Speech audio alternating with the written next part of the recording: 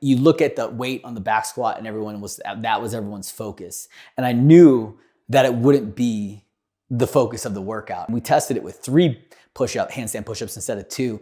And I was like, I called Katie, I was like, we have to adjust this.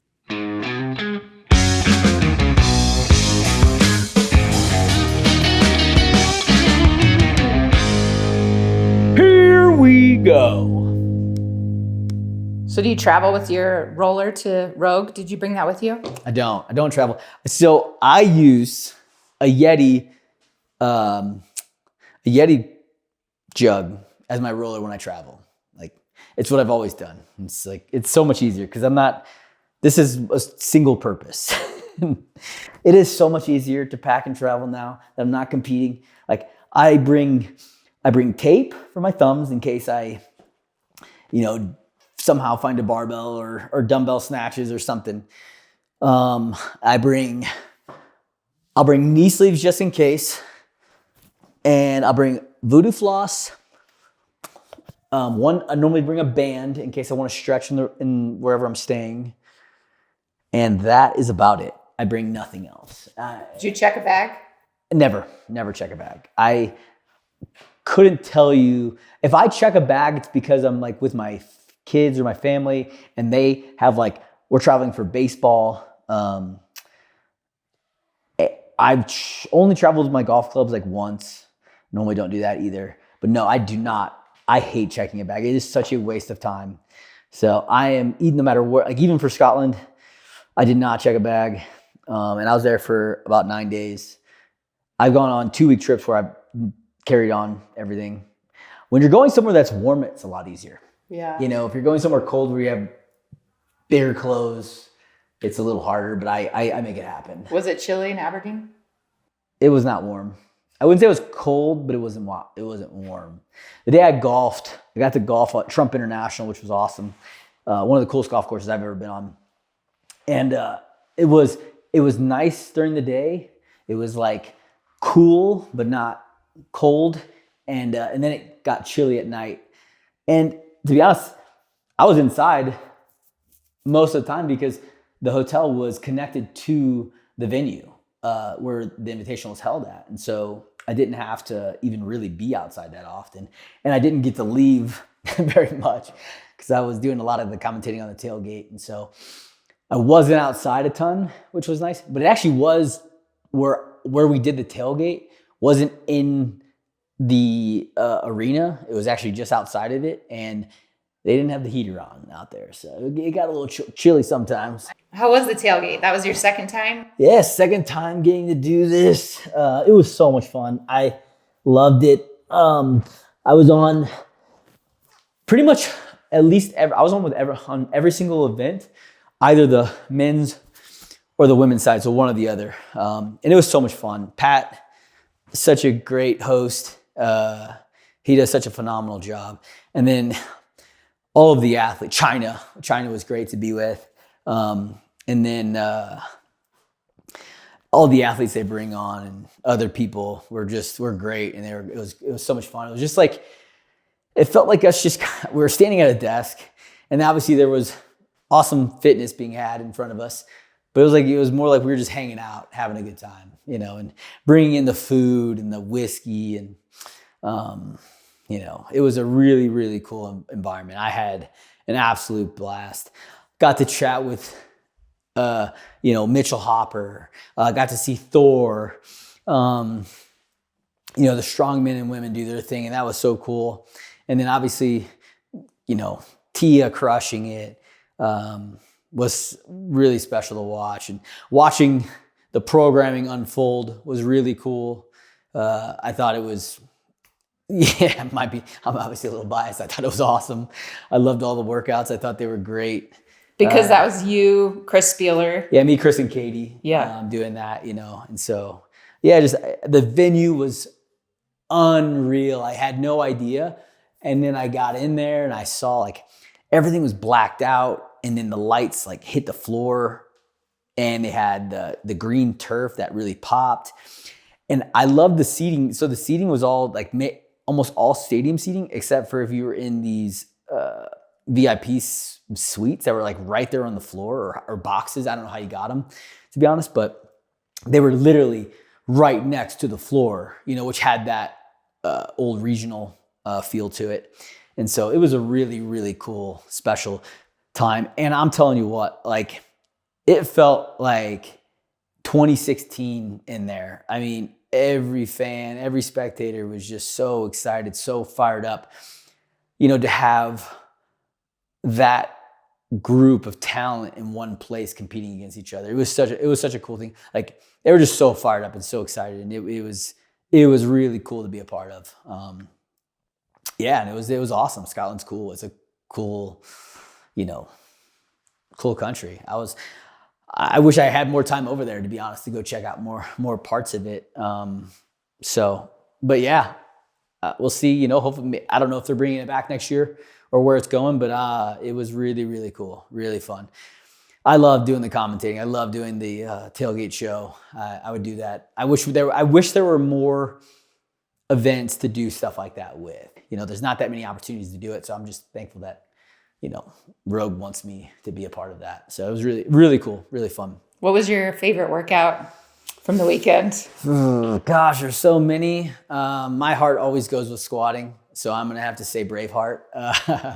So I thought that was such a cool workout because I think it was so deceiving in the sense where I thought everyone would, like, you look at the weight on the back squat and that was everyone's focus. And I knew that it wouldn't be the focus of the workout. I knew that the wall walk complexes was because I tested this workout and we tested it with 3 handstand push-ups instead of 2. And I was like, I called Katie, I was like, we have to adjust this. Like, I'm good at handstand push-ups and handstand walks. And like, I was scared to go back. Like, the weight of the back squat, I knew it wouldn't be a factor for anybody. Like, if we would have bumped it up to like 405, if we bumped that up 25 pounds, 30 pounds, like that, okay, now the back squat becomes something. But like, we knew it was gonna be the wall walks that were gonna be the crux of the workout. And it was, but it was so, everyone sees the back squat, the big heavy back squat, and it's like, oh yeah. And so that's what I loved about that workout. And I thought it was really cool. And it played out kind of exactly how I thought. And and these athletes make these movements look so easy. We try to, push them and,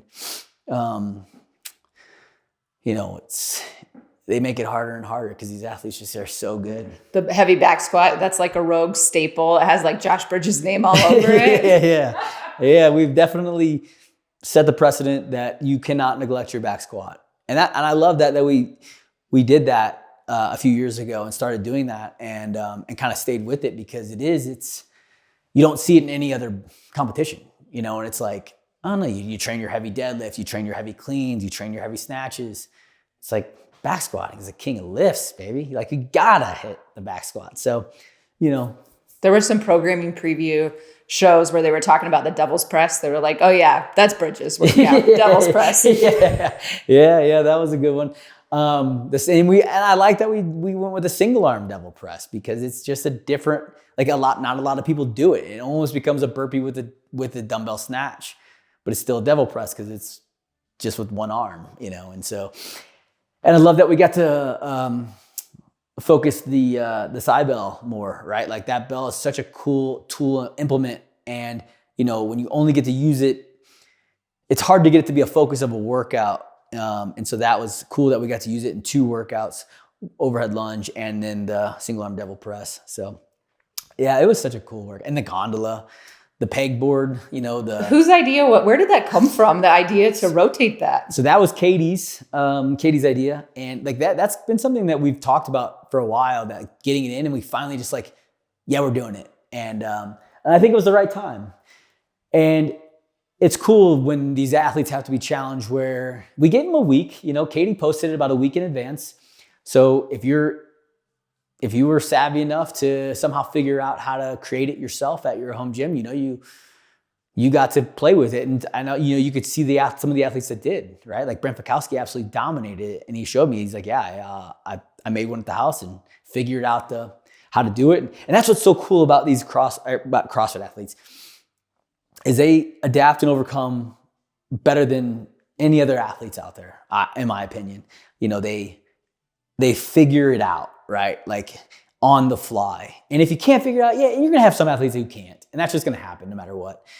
But you just saw how quickly some of them figured it out on literally, they got to touch it one time, the initial of the weekend. Katie, they had it out there for them to play with for like 30 minutes. And if they hadn't gotten to it before, that was the only time. And then you still saw some athletes out there and go out there and crush it. And so it was really cool, you know? And so, yeah, I thought it was the right time to put it out there. I thought the workout was cool. And and you saw some athletes struggle, and then you saw some athletes who didn't figure it out till the very end. And then when you saw them, like, it was literally like they couldn't do it. Yeah, okay. There was maybe a few minutes left, and then they figured it out. And you could tell, like, man, if they would have got it like 3 minutes earlier, they would probably finish the workout. So it was really cool. That was fun. And it was fun to watch. I love the final workout too, sandbags. Sandbags are one of my favorite. Again, I was kind of a playoff of a Grace, you know, 30 cleans. Now we just ascended the weight. So that was really fun. It got me all fired up again, you know. But other than that, I still ain't competing. So. So this is one of the qualifier workouts? Yeah, so this was the Rogue Qualifier workout. It's Echo Bike Dumbbell Snatch, and it goes. Was that one you programmed? It was one that definitely, like, I brought it out. I don't know if I had the exact, but after I brought it out, I was like, Echo Bike Dumbbell Snatch, we got to do it like 50, 40, 30, 20, 10. And then we flipped it, and so it's an up down, right? So one side, so it's not the normal. 50, 50, 40, 40, 30, 30. It's 50 cal Echo, 10 dumbbell snatches at 70 pounds. 40 cal Echo, 20 dumbbell snatches. 30 cal Echo, 30 dumbbell snatches, 20 cal, 40 dumbbell snatches, 10. So it's a nasty little play on it because if you went 50, 50, 40, 40, right, you kind of get the same break going back and forth, where this now it flips. It becomes like all Echo into all dumbbell snatch. And so it's a nasty play on it, and makes it really extra spicy. And I think the time cap is 20. But our time cap will be when I finish. And I have done it a few times, and I've definitely finished in the time cap. And so hopefully today I can push it a little bit. And I think my fastest time is like right around 19 minutes. It's just over 19. So how did the qualifier athletes do with this? Oh my gosh, they got like some got it down to like, I want to say 16 minutes or something. This definitely has a lot of strategery to it, which is my favorite word, strategic. Yeah, is that a word? And so, I think off the bat, so you're gonna want to push the Echo Bike slightly early, but not like crazy, because you're basically going to be on there for about 90 calories without, you hop off for 10 dumbbell snatches, which is very, very fast, right? So you push the pace there, and then you slowly back off on that Echo Bike, but not too much, right? Not drastic on the 30, 20, 10, right? Because you don't want to go too hard to where you get off and now your heart rate's up and you can't do your 30, 40, 50 dumbbell snatches. So there's definitely strategy, right? It's like, start off a little hot on the 50, 40, get that money in the bank, back it off a touch. Your dumbbell snatches, I still move them on the 10 and 20. I'm going to probably try to go unbroken. 30 is definitely going to be where I might go like 3 sets of 10, 40 again, kind of the same thing. 4 sets of 10, and then 50, 5 quick with short rest, right? The more unbroken you can go and not back off and take big rest, the better. And it's so much faster to cycle the dumbbell than it is to put it down and flip hands. So yeah, that's where I'm going to try to play this time. The last couple of times, I think I started off even going singles on the dumbbell snatch. And I was like, it is kind of wasted time. Because when you get to 40, 50, you're smoked. And this is a new shirt? Yeah, new shirt. They're out. Might not be, we actually have another order coming in. So they should, even if they sell out now, they should be good here soon. Whoa, yeah. 70-pound dumbbell? 70-pound dumbbell, so it's not too bad. It is 150 reps though. So really what you gotta do is not get into your back, right? You have to keep your chest up high, bend at the knees when you're touching the dumbbell to the ground. Really let your legs drive the weight up, and not get your back blown up. You know, if you can do that, obviously the better you can be. And then just maintaining a good pace on that bike and not, again, going too hard to where when you get off, you can't walk right over to the dumbbell. You know, take a breath or two and then get going. You know, if you're having to let your heart rate come down, it's gonna make things a little bit tougher. So, yeah. Definitely some strategery here. It's like, I got one word for you, strategery. Oh my gosh, so they fed us some Scottish food, you know? You have some haggis? I had some haggis, and I was like, and I you know, I have no issues with organ meat, and so it's sheep intestine, and I was like, whoever made the haggis that I ate, it was so good. I know I was probably a little hungry, but it was delicious, and so yeah, you get your hands on some good haggis. I'll tell you what, it's some good eating right there. Oh, and you have a kilt now. I have a kilt, yeah. Have that kilt. That was a really cool gift, and all the colors on it. Katie and Bill designed the kilt with like colors that meant everything stands for something. It was a really cool. And then having like the golf simulator there because golf was invented in Scotland, so that was really awesome. Like they do everything Rogue does is. It's so top notch. It's crazy. They set the bar really, really fucking high. They do the legend stuff still. You know, it's not something they have to do or need to do. And it's like obviously Katie is a legend in the sport of CrossFit. You know, that's the crazy thing is like a lot of people don't even know she won the CrossFit Games. You know, and you know, so she pays homage to all these athletes that you know helped grow the sport to what it's become, which is really cool. And I'll tell you what, I'm not a whiskey guy at all, right? And they brought out some scotch. I'm a little confused, right? So scotch, what we call scotch is whiskey. Just Scottish whiskey, right? So it's not bourbon. I'm not a bourbon guy at all. And but I had some scotch or whiskey over there, and man, I'll tell you what, I was like, oh, this is actually pretty smooth. I could handle this. Not that I drink that often, but had some and it was pretty damn good. What's hard about a workout like this, it's so little, you truly need so little warm up that sometimes you can go into it too cold.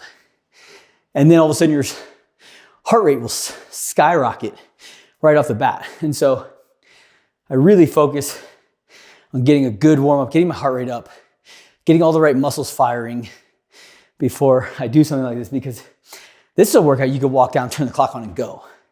You got 50 cal echo bike to warm up on, you know, and only 10 dumbbell snatches, and it's lighter, you know, for me. 70-pound dumbbell is not that heavy. So to truly get a good, you know, workout or test on this, like make sure you get your heart rate up. Make sure you get the right, you know, do quite a few, you know, dumbbell snatches or pulls just to get the weight, the muscles firing before you just jump right into this. Or your heart rate is going to go through the roof and all of a sudden you're going to have to like slow down for no reason. Just lessons from people who've done this shit way too many times. All right, here we go.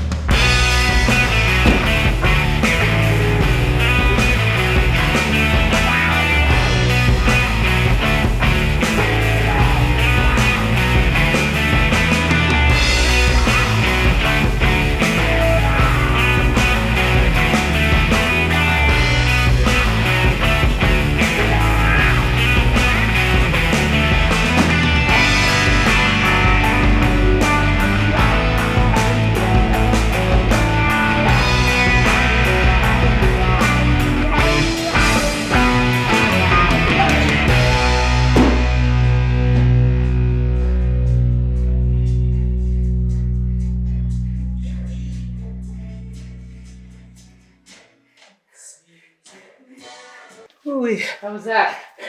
Amazing. Whew. I've done it now 3 times like that. I've done 50, 50, 40, 40 a couple other times too. So, 1941. No matter what, I'm like always right around there. It's like, that's my time. And I felt really good on through 50, 40 on the bike. I was like, okay, yeah, I'm right where I want to be. And my pace slowed a little bit too much on the bike.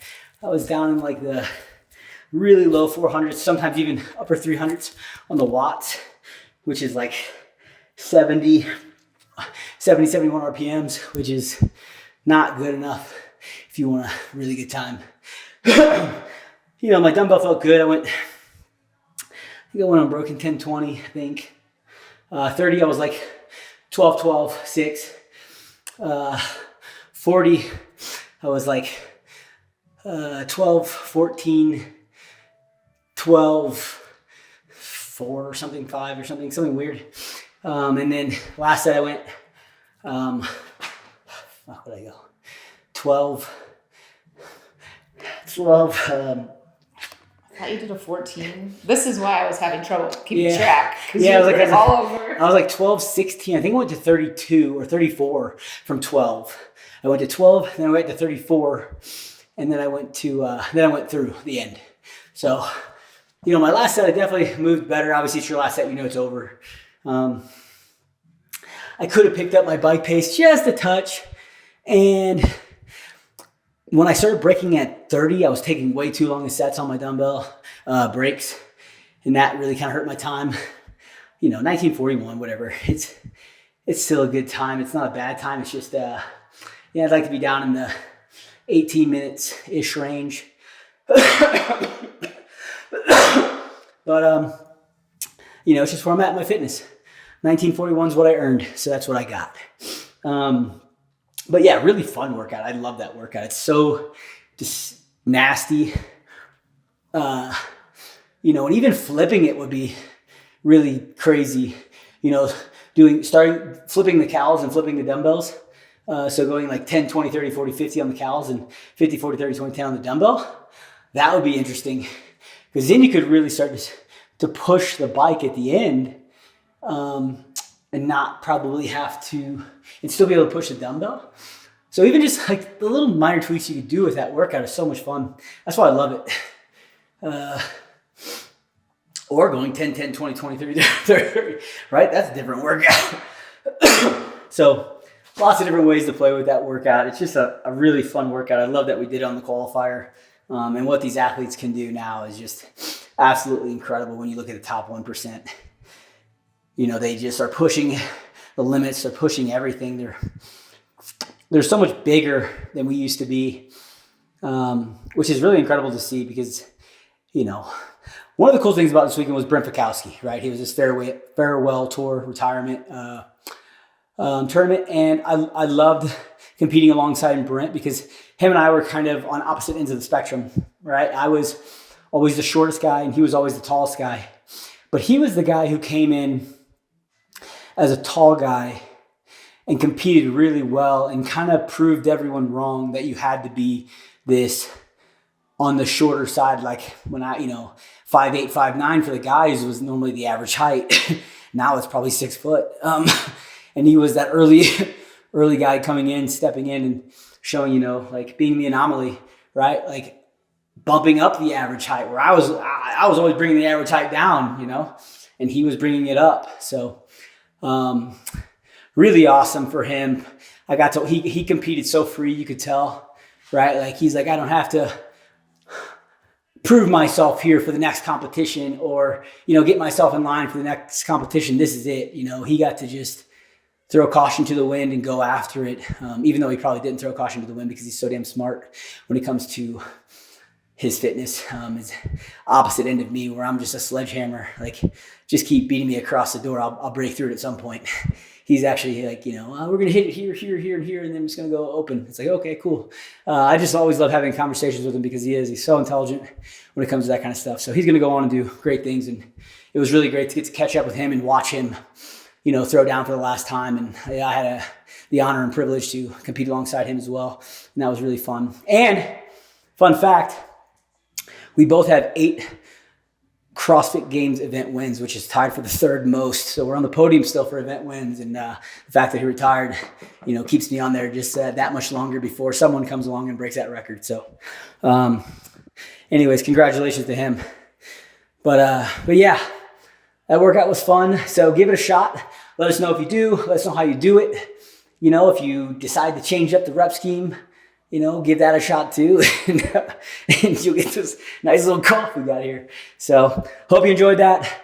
Like, subscribe, do the thing. And as always, don't forget to pay the man.